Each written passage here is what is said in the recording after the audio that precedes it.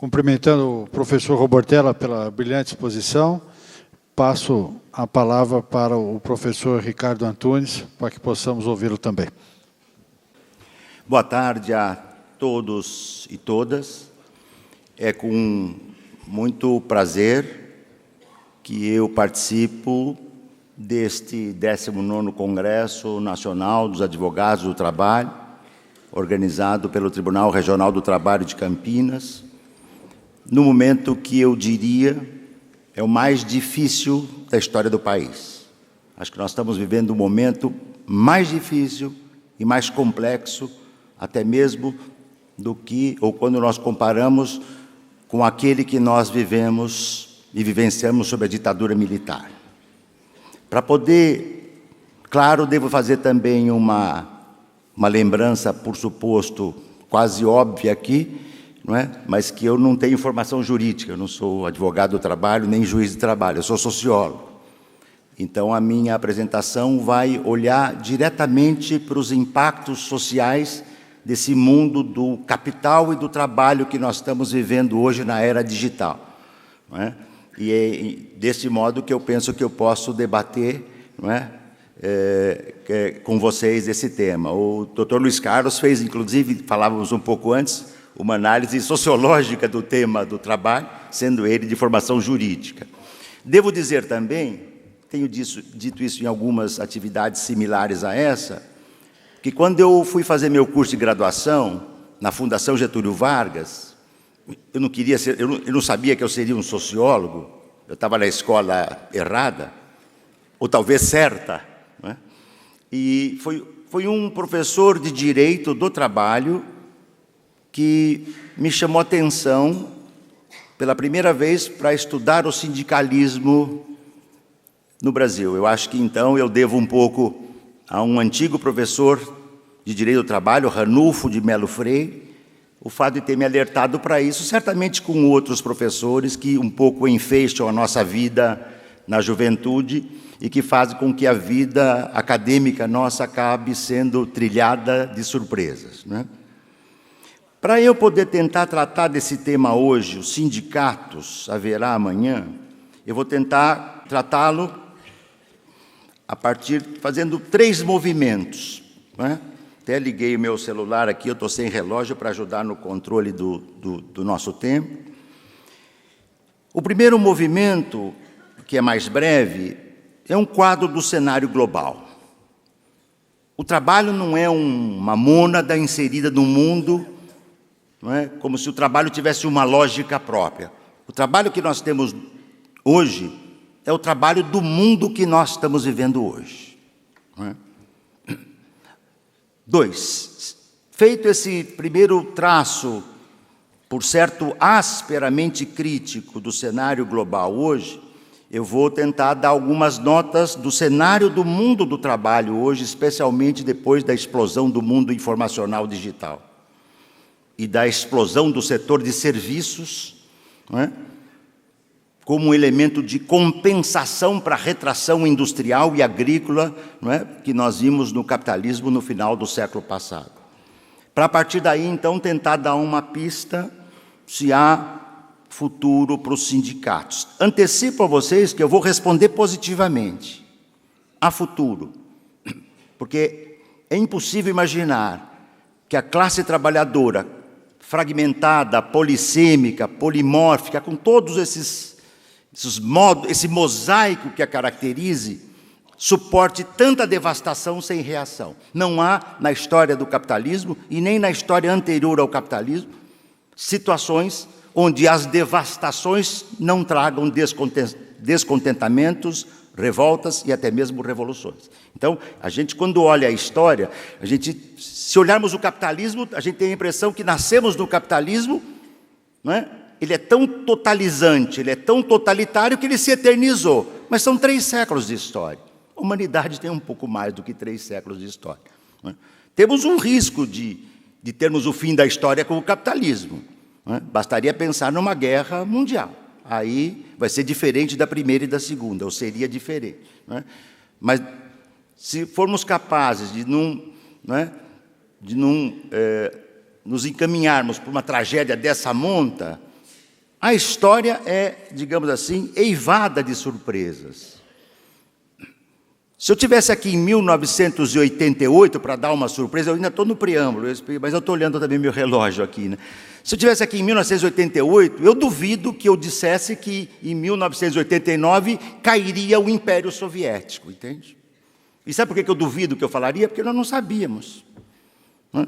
Ninguém sabia. Todos os críticos do mundo soviético, eu me incluo entre eles, naturalmente um crítico de esquerda ao mundo soviético, havia uma leque também amplo de críticos de direita ao mundo soviético, não imaginavam que ele fosse cair sem a invasão de um exército inimigo. Não houve nenhum exército branco, inimigo, norte-americano, que levou ao fim da União Soviética. E aquilo demoliu como um castelo de cartas.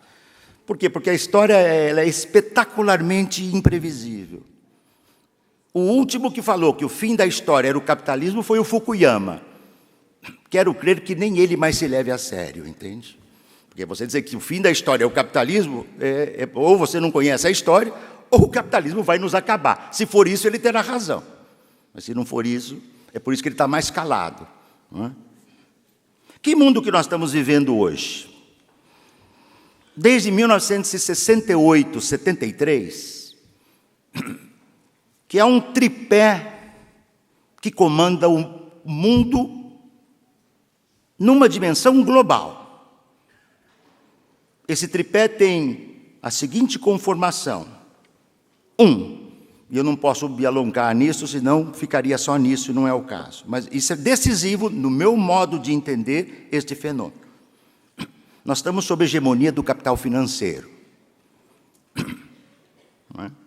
É o capital financeiro quem comanda o mundo globalmente hoje. É o capital financeiro quem pauta os governos, mesmo nos países mais fortes. Não deixa de ser curioso que Luiz Inácio Lula da Silva, eleito em 2002, tenha nomeado para o Banco Central o Francisco Meirelles, que era o ex-presidente mundial do Banco de Boston e candidato a deputado pelo PSDB em Goiás.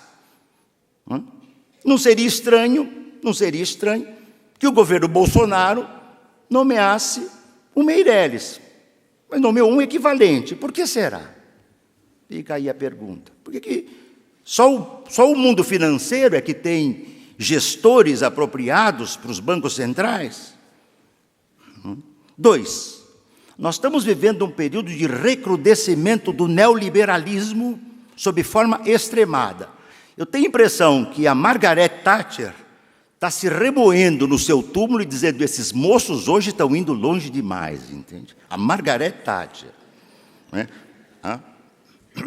Tá certo? Tá dizendo, a barra está pesada. Ela olhando o Trump de um lado, Orbán, não vou falar da América Latina, para ficar mais fácil. Né? Orbán na Hungria, tá certo? Macron, né?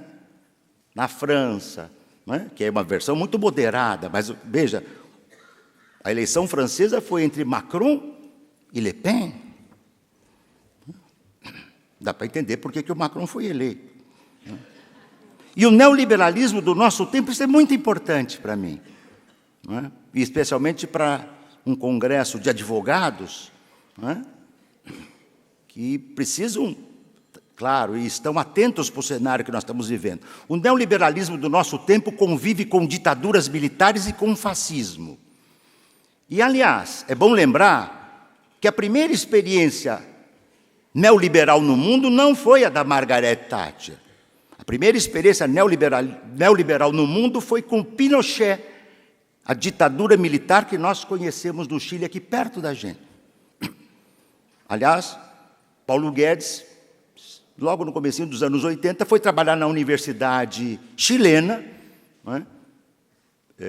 Onde só a dedo entravam figuras para trabalhar na universidade, porque a universidade ia ter que ser extirpada do câncer dos vermelhos. Até o Fernando Henrique foi avermelhado, entende? Ele que era bastante róseo, digamos assim, se a gente pudesse brincar com as cores. 3, além de uma fase extremada, poderíamos lembrar o caso do Trump, Brexit na Inglaterra, que acho que foi mencionado aqui. Não é fácil o que nós estamos vivendo. Não é? E terceiro movimento, esse toca diretamente ao trabalho, tá? Desde, especialmente, este período de 68, 73, que a expansão informacional digital tem sido decisiva na reestruturação produtiva que é permanente do capital. Se eu fosse lembrar do Karl Polanyi, é uma espécie de um poinho satânico, né? Uma guerra tecnológica ilimitada, tá certo? E que tem trazido consequências sociais muito nefastas para o mundo do trabalho. Devo deixar claro aqui, antecipando, né, que quando eu fiz minha tese de doutorado, eu digitei em uma Olivetti. Digitava um capítulo 1 lá, 30 páginas, resolvia, tinha uma ideia luminosa, e resolvi escrever mais 3, 4 parágrafos, tinha que jogar fora tudo que eu digitei e começar tudo de novo. Hoje a gente pega no computador, põe ali no meinho, a única coisa que a gente vai fazer é reimprimir, tá certo? Se a gente já fez a impressão das primeiras 30 páginas, você reimprime a segunda com 35 páginas, está resolvido. Não é voltar atrás à roda da história, mas é ter muito claro que a tecnologia não é neutra. A tecnologia do nosso tempo não é neutra. Tá? E neste quadro, último ponto nesse início, nesse preâmbulo, essas mutações encontraram um espaço que era um espaço, digamos assim, livre e desimpedido, o setor de serviços. Todos sabemos que a primeira revolução industrial, como o próprio nome diz, introduziu mutações profundas na indústria. A indústria já existia desde muito tempo atrás. Desde a primeira transformação de um minério, né, aquecido em uma ferramenta, você já tem um processo de indústria. Mas a Revolução Industrial trouxe a transformação capitalista da indústria. Muito bem, do século XVIII para o século XIX, nós tivemos a mutação capitalista do campo, a desfeudalização do campo e a sua transformação numa agricultura capitalista.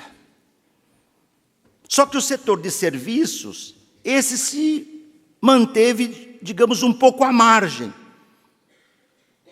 Pegarmos o século passado, especialmente nos países de welfare state, os países europeus, e especialmente os países do norte, né? Do norte da Europa, é diferente os países escandinavos de Portugal e Espanha, por exemplo, é diferente o norte do sul da Itália, não é? Mas, naquele momento, nós passamos a ter, não é, uma expansão do setor de serviços que foi demolindo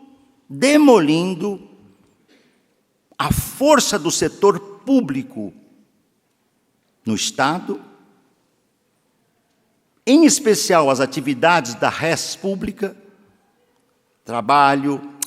saúde pública, previdência pública, educação pública, transporte público, telefonia pública, cárcere público.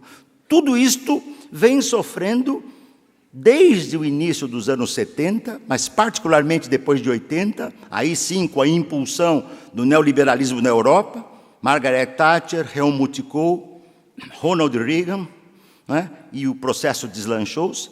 Nós estamos vivendo um processo de privatização, de comoditização e de mercadorização do setor público. E o que era público, gerador de valor de uso, se tornou, e vem se tornando, como se fosse natural. Né? Como se fosse natural.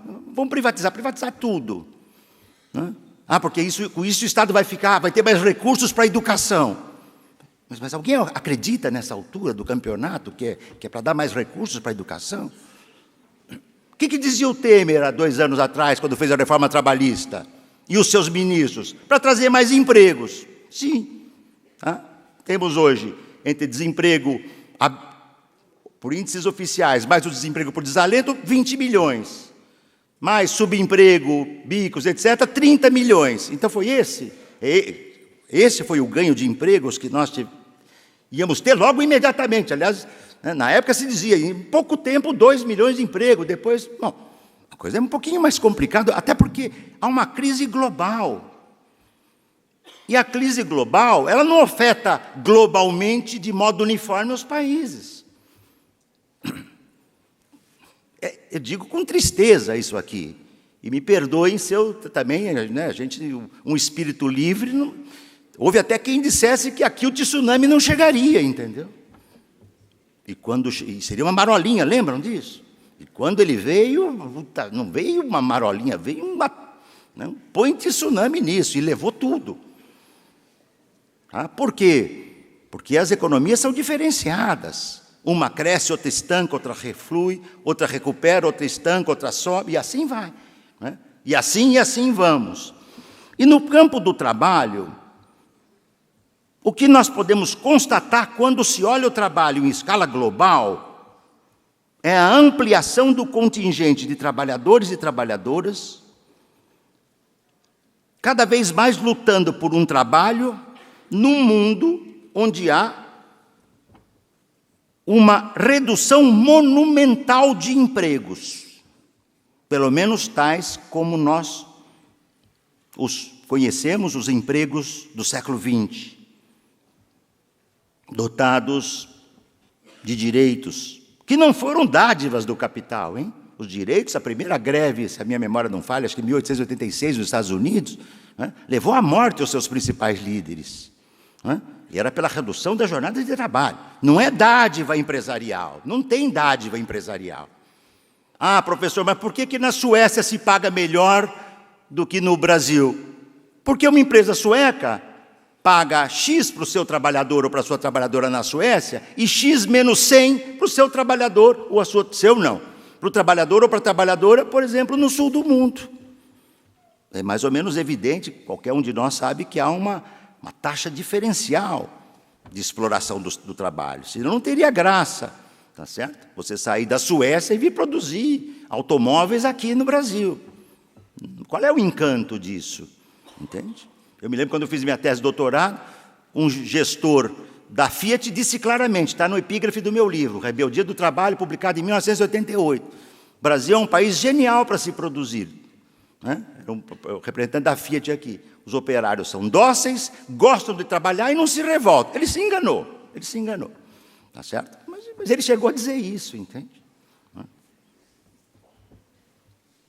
O cenário que nós estamos vivendo hoje, além da depressão e da corrosão dos direitos, ele tem gerado uma explosão de trabalhos ocasionais e intermitentes, seja no call center, telemarketing, hotelaria, hipermercados, fast food, grande comércio, fábricas flexíveis e empresas em geral. Longe do ideário dominante que pomposamente denominou esse período como da emergência da nova classe média, o que se expande explosivamente pelo mundo são os e as trabalhadores e trabalhadoras precários, intermitentes, supérfluos, incluindo, como lembrava o Luiz Carlos, né, e normalmente a gente não pensa nisso, essa monumental camada dos trabalhadores e das trabalhadoras que são os imigrantes. Não dá para falar mais em classe trabalhadora sem olhar os imigrantes da Europa, nos Estados Unidos, no Japão, no Brasil, na Argentina, no Chile. Você tem um perambular pelo mundo dos imigrantes, né, em desespero, que oscilam entre a imigração e o refúgio, e a condição de refugiado. Tá certo? Pensemos na Venezuela, os venezuelanos hoje, né? Ou nos países do Oriente Médio, em guerra, não é? Em alguns casos há mais de uma década. Quais são as causas desta miríade de trabalhos desprovidos de direitos? Né? Antes de entender as causas, eu vou lembrar alguns exemplos que nós conhecemos bem, mas que vale a pena indicar, porque estes são os empregos que se expandem e que convulsionaram a justiça do trabalho, não é? Como convulsionaram o pensamento social, o pensamento sociológico, não é? Uma experiência que vem trazendo uma ampliação expressiva de trabalhos, especialmente nos serviços da Inglaterra, no Reino Unido, e que depois se esparramou, tá certo? Para o mundo inteiro, inclusive para o Brasil. Eu desenvolvo isso mais detalhadamente nesse meu livro novo, O Privilégio da Servidão. Aqui eu vou dar alguns flashes para tentar chegar no desafio dos sindicatos. É o Zero Hour Contract, o contrato de 0 hora. Tá? Ele é emblemático. Trata-se de uma modalidade de trabalho que seja no Reino Unido e em outros países, onde os contratos não têm determinação de horas. Trabalhadores e trabalhadoras, sempre uso aqui trabalhadores e trabalhadoras, dada a divisão sociossexual que conforma o mundo do trabalho, que é decisivo, tá certo? Um dos traços mais marcantes do nosso mundo do trabalho, desde muito tempo, mas que se acentua é a feminização da força de trabalho, tá certo? E depois vou tratar de outras dimensões também, porque isso tem impacto sindical decisivo, né? Mas esse processo, digamos assim, de ampliação, não é? De trabalhadores e trabalhadoras, não é? Que através de contratos inexistentes ou sem efetividade ampla no passado, fazem com que esses trabalhadores e essas trabalhadoras fiquem à disposição esperando uma chamada de uma plataforma, né? Mas a plataforma é uma corporação, né? Isso é muito importante, porque quando eu digo plataforma, eu posso pensar que... Não, plataforma é uma corporação.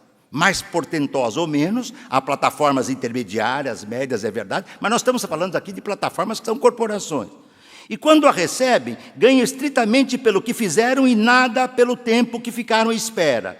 E os capitais informáticos da era financeira, numa engenhosa forma de escravidão digital, cada vez mais se utilizam dessa pragmática da flexibilização total do mercado de trabalho. Por isso que precisa ser a flexibilização total. Porque os trabalhadores e as trabalhadoras têm que estar flexíveis, espera 3 dias para ter um trabalho. No 4º dia consegue. Recebem por 4 dias? Não, recebem pelas horas que trabalharam no 4º dia. E os outros 3? Não são empregados da empresa, né? E neste caso, é juridicamente mais complexo, eu não tenho competência para isso, vocês têm, porque este é um contrato de 0 hora. Significa que eu, plataforma, não sou obrigado a chamá-los e os trabalhadores e as trabalhadoras, em todos os tipos de serviços, médicos, advogados, enfermeiros, trabalhadoras do care, trabalhadoras dos cuidados em geral, tá certo? Eletricistas, motoristas, trabalhadores domésticos, né, jardineiros, a miríade de trabalhos, né, todos eles recebem estritamente pelo que fizeram, mas podem recusar chamadas também. Diferente é o caso do Uber, Cabify, 99, Rap, iFood, agora tem entregador de bicicleta. Mas e os acidentes de trabalho? Alguém acha que eles vão diminuir com as bicicletas, com as motos? Tem um vídeo que passa que é muito bonito, aí, digital, que um trabalhador está arrebentado na cama e o entrevistador pergunta, e o seguro? Ele falou, seguro? Como assim? Que seguro? Nós temos os nossos seguros, né? Nós aqui temos. Eu não estou tratando aqui do nosso trabalho. Pode ser que o nosso trabalho em breve seja parecido com esse aqui. Em breve. Tá? As gerações que nos sucederão, né? Os mais novos aqui já estão sentindo, digamos assim, as mudanças. Quantos advogados hoje pululam de um escritório para outro, que se tornam até sócios, né? Alguns que são sócios. Trabalham, recebem, não trabalham, não recebem. É uma sociedade um pouco estranha, né? O aplicativo, que em verdade, eu repito, é uma corporação global, pensa no Uber, se apropria do sobretrabalho gerado pelo serviço dos motoristas, dos e das motoristas, sem preocupação em relação aos deveres trabalhistas.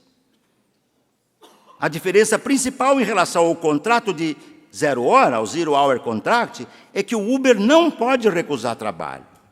Se ele está conectado, isso foi lembrado aqui na fala anterior, ele está vigiado. Ele é avaliado. Tirou 4,7 para baixo, está na corda bamba, pode ser cortado. A empresa diz, não, mas ele trabalha quando ele quer, então ele não é meu empregado. Mas quando ele está conectado, O algoritmo deve ser maldoso, entende? Quem programou?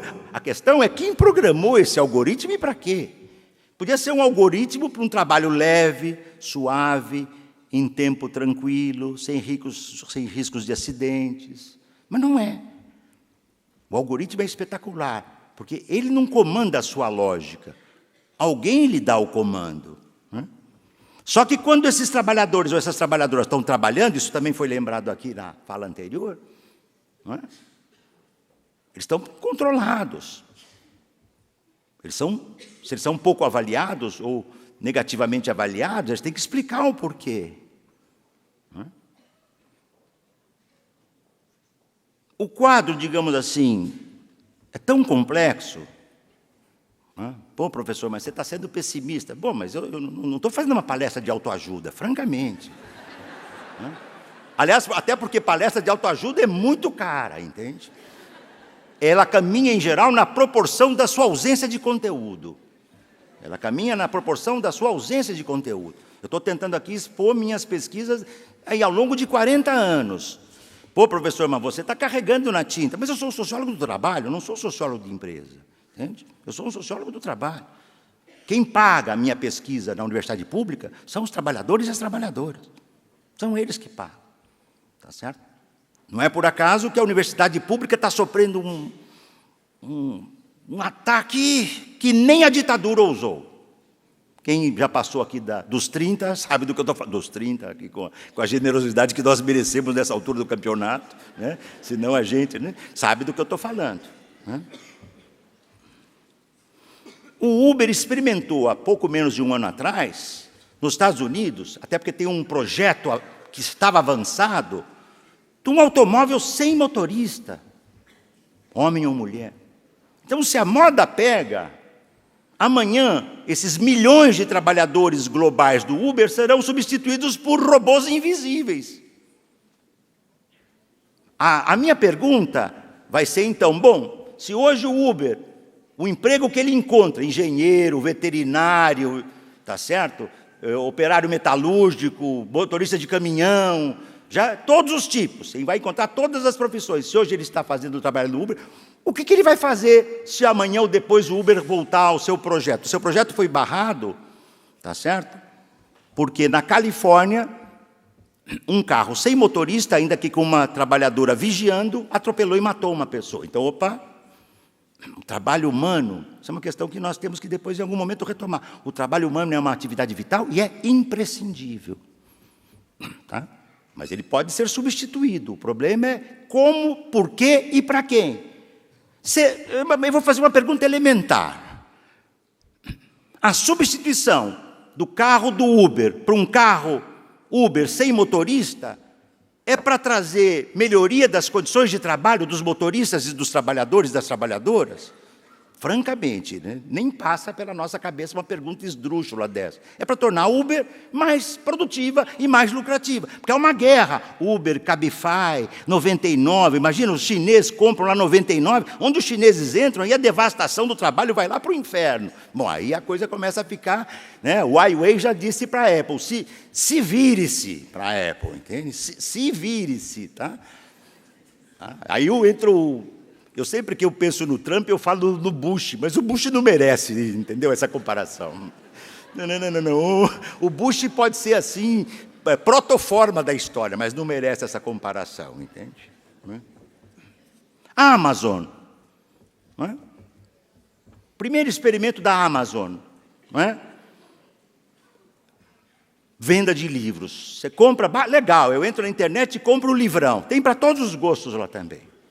Por sorte, para nossa sorte, tem para quem tem bom gosto também. Literário, artístico, cultural, mas tem para todos os gostos. Só que quando você vai ensacar o livro, encadernar e endereçá-lo, você precisa de trabalho manual. Tá? Mas a própria Amazon já tem várias lojas nos Estados Unidos, onde você entra na loja, não passa por nenhum trabalhador, nenhuma trabalhadora, você faz a compra, né? Você tem registrada a sua conexão com a plataforma, o teu produto que você pega é contabilizado e vai para a conta que você tem na plataforma com a Amazon. Está dando uma briga, porque as empresas que estão perdendo a concorrência estão dizendo para a Amazon, mas você é desleal, porque você vai criar uma sociedade sem consumidores. Eu cito esses exemplos, podia citar muito mais. Tá? Eu vi no caso da Itália, onde eu tenho trabalhado muito sistematicamente com o professor visitante, o que me ajudou a olhar com mais profundidade o cenário europeu, também, trabalho pago por voucher. Trabalhadores e trabalhadoras recebem por voucher, 100 horas sem voucher, vão e trocam. 2017, quando eu trabalhei a última vez mais como professor visitante por mais tempo, 8,5 euros por hora. Só que isso é o precariado legal, eles se definem como precariado, esses trabalhadores. À margem da legislação protetora, regulamentado juridicamente pela legislação desprotetora. Só que o empresário diz, olha, eu tenho 100 horas para você, que trabalha aqui para mim. Você recebe por voucher, legal. Mas eu tenho mais 50 horas que eu posso te contratar, mas eu não posso te pagar pela jornada legal. Mas eu posso te pagar 6 euros por hora. Você faz uma careta para mim, mas ela já pula de alegria e fala, se ela não quiser, eu quero. Por quê? Porque ela está dependendo do trabalho. Então, tem o precário. Na Itália eu estou falando, eu não estou falando da China, eu não estou falando da Índia. Na China, o pessoal vai falar, bom, mas esse professor não é um professor de esquerda? E ele está batendo na China? Mas a direita não entende mesmo, ela fica confusa. Ela fica confusa, entende? Ela fica confusa. Na China, que eu pesquisei, como na Índia também pesquisei, aí vale tudo, tá certo? Aí é o seguinte, é a lei da selva. E nos últimos 15 anos, foram as taxas altas de greve do operariado chinês contra o sindicato controlado pelo Partido Comunista Chinês. Pasmem vocês, pasmem. O núcleo dominante do Partido Comunista Chinês, isso tem que ser, eu não vou poder explicar isso, mas é neoliberal, entende? Claro, não é igual ao Guedes, também não é assim, né? Também calma lá. Mas é neoliberal. Você pode criticar o socialismo chinês. Eu fui à Universidade Chinesa, depois de uns 3 convites, no terceiro, como era um grupo, eu tive coragem, porque eu não gosto de ir para um país que eu não sei se eu vou voltar depois, entende?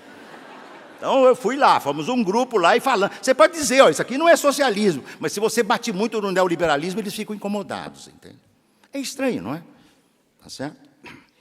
Muito bem. No caso do Brasil, a reforma trabalhista, então as consequências dela, vocês analisam bem. No plano da justiça do trabalho, aqui tem um ponto importante, Luiz Carlos. Por que o neoliberalismo extremado, que gosta de flertar o fascismo, não quer a justiça do trabalho? Bom, se alguém falar, porque a justiça do trabalho é comunista, aí dá risada, entende? Aí né?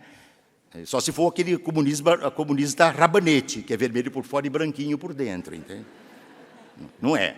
A justiça do trabalho nasceu no Brasil, no governo Getúlio, para conciliar capital e trabalho. Todo mundo que estudou a justiça do trabalho do Brasil aqui, e vocês a vivem, sabe disso, é conciliar capital e trabalho.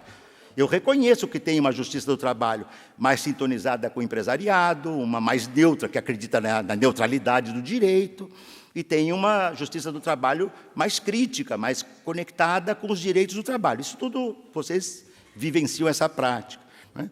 Mas a justiça do trabalho é para conciliar, não é para botar fogo na selva, entende? E por que, então, que aqui o presidente, ele, né? Ele disse, logo depois que ganhou a eleição, que se dependesse dele, a justiça do trabalho ia ser eliminada. Claro, provavelmente ele vai dizer, porque é tudo comunista. Tá certo? Como o Fernando Henrique, como o William Bonner, tá certo? Como o Otávio Frias, filho, também. Mas ele já morreu, mas era comunista. E o pai, que é ultraconservador, também era comunista. Tá certo? Não, a justiça do trabalho, ela existia para dizer, olha, calma lá, vamos tentar fazer aqui uma conciliação, o que é razoável. Há muita tese qualificada que mostra esse esforço de conciliação, que frequentemente podia beneficiar empresas também, né? Porque a empresa burla e depois de muito tempo ela paga menos e faz um acordo. Não precisa ser especialista em administração para saber que é burla. Só que como eu fui formado pela Getúlio Vargas, o meu primeiro curso foi na Fundação Getúlio Vargas, eu sei mais ou menos como é que funciona o pensamento do administrador, entende?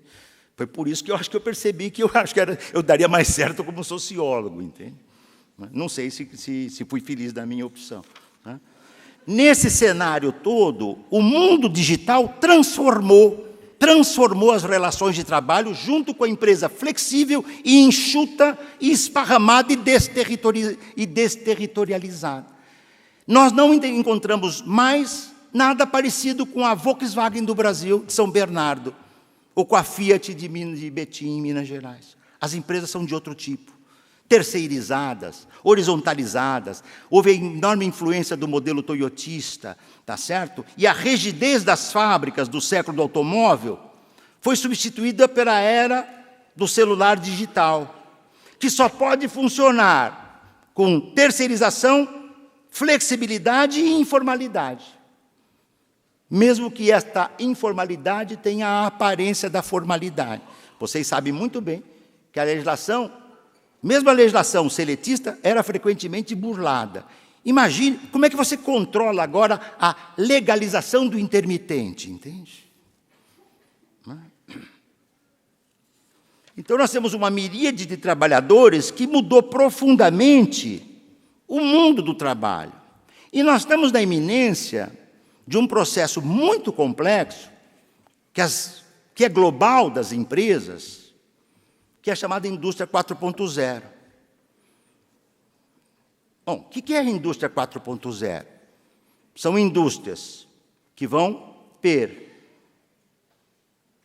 digamos, no seu modus operandi, um processo onde a robotização, a automatização vai ao seu ponto limite, de tal modo que as tecnologias de informação e comunicação, a internet das coisas, a inteligência artificial, o 3D, o comando dos algoritmos, tudo isso vai fazer parte da indústria 4.0. Indústria aqui é no sentido lato. No meu modo de entender, um dos modelos que se converteram em protótipo da indústria, do modelo do projeto Indústria 4.0, que nasce da Alemanha em 2011, não é por acaso que nasce na Alemanha, mas não dá para tratar disso também. No meu livro eu tento dar algumas notas críticas com relação a isso. Tá? Não é por acaso que um dos protótipos é o banco, é o exemplo que a gente tira dos bancos. Os bancos, há 15 anos atrás, eram hoje são outro. O número de bancários e bancárias diminuiu enormemente. Vocês podem perguntar, mas não é bom, professor, que a gente substitui a força de trabalho por uma máquina? Se eu tiver dar o que fazer ao que está sendo desempregado. Mas o que nós estamos propondo para os 30 milhões que estão no desemprego hoje? Ele está propondo a previdência, que, bom, aí nós sabemos aonde vai dar. A capitalização. Quer dizer, os miseráveis vão ter que fazer poupança para ter daqui a 40 anos previdência. Basta olhar o caso chileno. E é importante lembrar que no Chile o Estado não contribui e o empresariado não contribui. Então é uma poupança forçada. Mas como é que eu vou poupar se eu ganho um salário mínimo? Mas como? Eu vou tirar o feijão? Então, 2 sacos de feijão eu paro de comer para eu jogar na poupança. Mas e os meses que eu não pago? É por isso que você tem no Chile velhos e velhas, idosos e idosas, trabalhadores, em geral os trabalhadores operários, de base operária, as trabalhadoras pobres, né, que vivem com 1/3 do salário mínimo, no máximo meio salário mínimo, quando não investiram num fundo de pensão que quebrou, e o Estado não se responsabiliza por isso, entende? Então, vocês imaginam o mundo da explosão do trabalho intermitente com o mundo da previdência capitalizada. Há alguma coisa de estranha no reino da Dinamarca. Alguma coisa aqui está confusa. Nova previdência? Por favor. Mas os grupos e as corporações? Tá bom. Qual é a proposta para os militares? Não tocar nos militares. Bom, então não é nova. Tá certo? Eu estou de acordo que é preciso repensar muita coisa no sistema de previdência pública brasileiro. Mas assim, desmontando, criando um sistema privado de assistência. Não, professor, mas espera lá, tem o BPC. Não, eu sei. com 60 anos, os sexagenários vão receber R$400 por mês. Eu não sei se é trágico, ou se é cômico, se é grotesco, ou se é feliniano, entende? Eu não sei. Realmente é difícil, né? E no plano da indústria 4.0, imagina o seguinte, o que é a internet das coisas? Tem eu, tem o Luiz Carlos e o Francisco. Eu faço uma solicitação, o Luiz Carlos recebe e passa para o Francisco. Ele providencia e me devolve. Na internet das coisas, a máquina A vai falar com a máquina B, que vai falar com a máquina C. Nós dançamos. A nossa sorte, no meu caso, eu acho que o do Francisco também, nós somos funcionários públicos, mas também nós estamos lá no final, né? Não sei, desculpe se acho que, pelo que entendi, a sua advocacia é privada. Porque nós dançamos, viu, meu caro? Se estivéssemos numa fábrica. É claro que o mundo informacional vai gerar novos trabalhos, no topo, mas é claro. Só que, se há um problema, veja bem, se no mundo hoje, o exército sobrante de força de trabalho que não para de crescer, tem que incluir os imigrantes. Tem que incluir os imigrantes nisso aí, tá ok? Tem que incluir, tá ok? Tem que incluir. Desculpe, senão fica pesada a barra, entende? Se é um pouco de humor, a gente só leva a burdoada, tem que responder com um pouco de humor, né? Então, veja, é difícil esse processo. E a condição para isso é o desmonte da legislação social protetora do trabalho. Vocês viram que na Assembleia da Califórnia, na semana passada, resolveu decidir pelo controle da terceirização? Já há ações judiciais no Brasil, em Londres, da Inglaterra, nos Estados Unidos, que reconhecem que o trabalhador e a trabalhadora do Uber são trabalhadores, sim, são empregados, sim. Há um processo de mascaramento da concretude do trabalho com a aparência de prestação de serviços. É por isso que eu fiz uma síntese outro dia para provocar. Essa é para provocar mesmo, entende? Se até agora não provoquei, essa era para provocar. O capitalismo de plataforma tem um quê de protoforma do capitalismo? O que é a protoforma do capitalismo? Qual é a forma primeva do capitalismo? Foi a acumulação primitiva, exploração colonial, negros, negras, homens, mulheres ali para quebrar, e indígenas, homens e mulheres, para garantir o enriquecimento na Europa. Foi para lá que foi o ouro, a prata, os diamantes, né? Os nossos produtos agrícolas, tá certo? Exploração e espoliação. O capitalismo de plataforma das grandes corporações tem o discreto charme, tá certo? Do mundo digital. O que eu vou fazer depois que eu sair daqui? E a maioria de nós, se não todos, eu vou ligar essa porcaria para ficar conectado com o mundo. E provavelmente vou receber umas 15 cobranças de trabalho, tá certo? Porque nós não temos mais vida privada, vida pública, isso também foi mencionado aqui. Quantas horas trabalha um trabalhador do Uber? 15, 16, 17? Para sobreviver. E quando o carro dele quebra? Ele tem que alugar outro. Aí ele tem que aumentar a sua jornada. E o das bicicletas? E o das motos?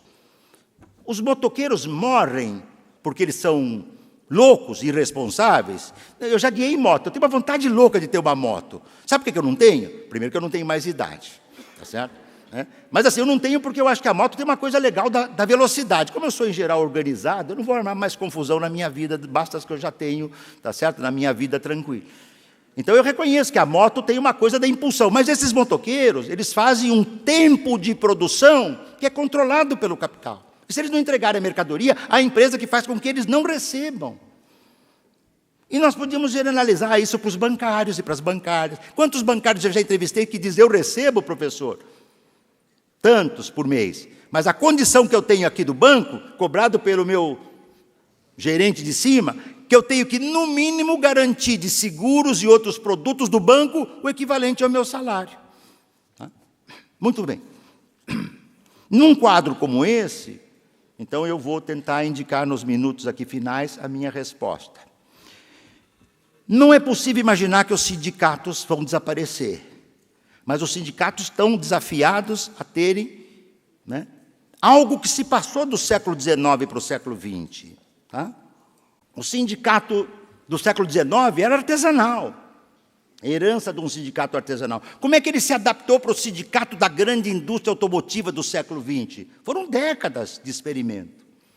Nós estamos começando um período de muita turbulência no mundo social, como eu estou mostrando aqui, no mundo do trabalho, de alteração profunda, feminização da força de trabalho, tá certo? Dimensão geracional, a dimensão de raça e etnia, são muitas mudanças, muitos movimentos, muito contra-movimentos, né? E os sindicatos estão forçados. Primeiro, eu vou elencar 10 desafios e vou encerrar. Primeiro, os sindicatos têm que romper, se quiserem ir para o século XXI, de modo mais longevo, têm que abandonar aquela estrutura vertical, da empresa vertical do século XIX, porque a empresa do nosso tempo é horizontal e esparramada. A Walmart, que nós compramos aqui, tem milhares de fornecedoras na sua cadeia produtiva, sendo que as primeiras começam no sul da China, que fornecem os produtos para a Walmart. Como é que eu vou organizar esse conjunto de trabalhadores e trabalhadoras de uma cadeia produtiva do valor que começa lá e termina aqui? Alguém vai dizer, mas não precisa organizar, os trabalhadores têm que se virar. Não, tá bom, cada um, isso equivale, é isso que pelo menos compensa a democracia, né, quando ela existe, cada um fala pelo menos o que pensa, e se não sustenta o que fala, vira uma coisa jocosa. Eu tenho que sustentar aqui o que eu falo, porque senão o meu trabalho não tem, ou como se diz no Nordeste, né, a gente aprende muito com o Nordeste tem nos dado lições. Se não tem substância, repara como eu falei aqui, não é para agredir ninguém, eu sou paulistano da gema, tá certo? Mas eu gosto do Nordeste, entende? Eu gosto do Nordeste, do clima do Nordeste, vamos dizer assim. 2, os sindicatos têm que compreender que a classe trabalhadora hoje não é uma classe trabalhadora masculina, homogênea e com direitos, mas é uma classe trabalhadora, como sempre foi masculino e feminino, é uma classe trabalhadora que tem brancos, negros, índios, imigrantes. Aqui nós temos uma população trabalhadora negra imensa. Se você for para a América Hispânica, muitos países não têm a população trabalhadora negra, porque a sua colonização foi em cima do vilipêndio do trabalho indígena. Então, é a indígena e o indígena que trabalham nas casas, nos trabalhos de limpeza, né, naqueles trabalhos mais precários. Lá também, uma concepção senhorial, né, de mundo se impôs. E tem a dimensão étnica, que quando nós falamos do indígena, dos imigrantes, etc. Sabe uma experiência importante que eu chamo a atenção para vocês, que eu vi na Itália, nesses anos que estou pesquisando? Quando nasceu esse precariado, que é como ele se define, esses jovens mais recentes, que estão à margem da legislação social protetora do trabalho, eles têm uma postura muito antissindical. Eles dizem claramente, eu vi vários debates disso na Itália, eles dizem para os sindicatos, vocês cuidaram do seu sindicato, dos seus direitos, da sua casa, do seu carro, da sua saúde, da sua educação, e nós, o precariado, não temos nada. E eles estão criando movimentos. Em Milão tem um chamado San Precário, que tem importância. Eu conheci em Nápoles e dialoguei com eles e os entrevistei, fiz palestras para eles, o Clash City Workers. Ele se define, o Clash City Workers é um movimento que nasce na Itália, ele se define como, aspas, Clash City Workers é um coletivo de trabalhadores e trabalhadoras desocupados e desocupadas, denominados jovens precários. A tradução de nosso nome significa algo como trabalhadores da metrópole em luta. Nascido na metade de 2009, somos ativos particularmente em Nápoles, Roma, Florença, Pádua, Milão e Bérgamo. Esses movimentos estão também um pouco intermitentes. Em Portugal, eles nasceram também nessa época, 2010, como precárias era arroba, precárias inflexíveis. Né?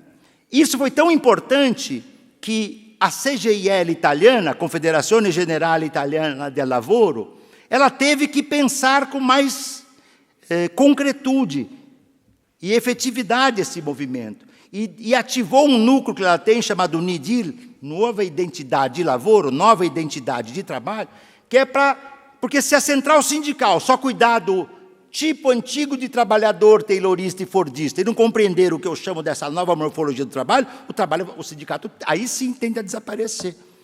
Então, eu penso que os sindicatos estão buscando os seus caminhos, viu, Luiz Carlos? Agora, isso é um processo complicado, é difícil. Né? E eu estou enfatizando aqui na minha fala, por razões até mesmo da minha formação, não é? E do que eu posso, eventualmente, em alguma modesta medida, ajudar no debate, não é? É um pouco olhar do universo do trabalho. É isso que eu estou fazendo aqui. Tá certo? Por exemplo, outros sindicatos, como Cobas, Sindicato Cobas da Itália, e outros que tentam, na Itália, na França, o Sindicato Sud, que quebrou um pouco aquela coisa da CGT francesa, da CFDT francesa, um sindicato. Então, são movimentos, digamos assim, que tentam dar conta do branco, do negro, do imigrante, do precário. Eu participei de uma assembleia, quando eu fui lançar o meu livro, Adeus ao Trabalho, como é que chama? Não em castelhano, a língua que se fala na Vico, na Espanha. Em galego, adeus ao trabalho, é ótimo, né? Eu participei de uma assembleia onde a Confederação Intersindical Galega se abria para os imigrantes e dizia, olha, nós não somos contra o imigrante do sul da América, né? Muitos argentinos, uruguaios que vão para a Espanha por questão de língua, inclusive. Nós queremos ser também um sindicato, não só dos espanhóis. Aliás, eles nem se consideram espanhóis. Muitos dos galegos acham que eles são da Galícia e não da Espanha. Todos nós conhecemos essas tensões naquela região, né? No caso da China, como na China o sindicato oficial é controlado pelo Partido Comunista e é uma ditadura, os movimentos operários chineses de juventude buscam organizações alternativas, entende? E sofrem repressão. Em 2010, houve 17 tentativas de suicídio na Foxconn chinesa.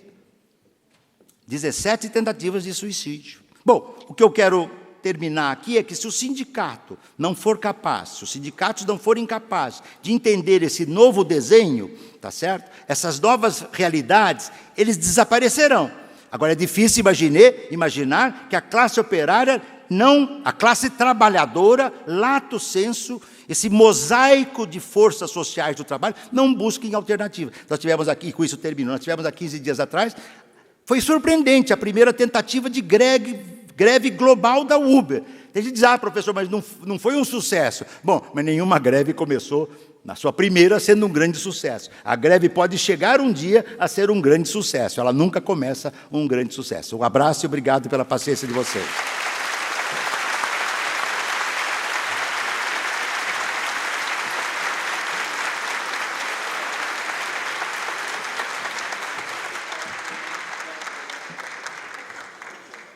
Falar o quê, né? Falar o quê? Nós já começamos vendo de manhã, com a brilhante palestra da professora Tereza, e ouvimos durante o dia e acabamos confirmando de noite as dificuldades imensas que se apresentam para o mundo do trabalho, né? Mas essas dificuldades, também como foi falado, crise, é companheira de viagem de trabalho, tudo que dificulta a vida da pessoa é companheira do direito do trabalho, tudo. Eu acho que os sindicatos têm, o primeiro passo, pelo que eu depreendi do que foi falado, tomar consciência da mudança, né? Tomar consciência da mudança e da nova postura que eles têm que tomar. E tem que ser uma postura forte, uma postura decidida, né? Por outro lado, quando eu ouvi o professor Robortella falar, eu me lembrei que eu estava estudando, por questões que eu precisava ver sobre compliance, quando veio a lei de lavagem de dinheiro e depois a lei anticorrupção, para mim ficou claro, né, pelo que eu estava lendo, que isso é uma forma do próprio Estado confessar que ele não tem como controlar a sociedade. Ele foi buscar auxílio das empresas para fazer as provas, para fiscalizar, para tudo mais, que originariamente era coisa do Estado. Ele não tem condições mais. O Estado sozinho não faz mais. Se o Estado sozinho não faz mais e ele precisa das empresas, é hora dos sindicatos falarem, não precisam só das empresas, precisam da gente também. Apesar da má vontade de certos períodos com alguns estados com relação aos sindicatos, os sindicatos têm, a partir da plena consciência do que está acontecendo, falar, nós também temos que auxiliar o Estado e temos o direito de participar das coisas do Estado.